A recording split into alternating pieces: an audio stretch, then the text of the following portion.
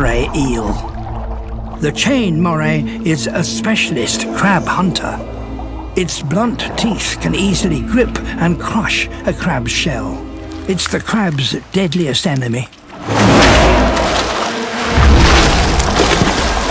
But the crab's feeding grounds are still a long way off.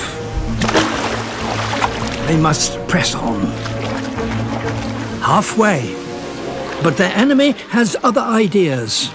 Crossing the land to reset the ambush. To feed, the crabs must keep going. But nowhere is safe. An octopus, also a crab killer. The crabs make a dash for it.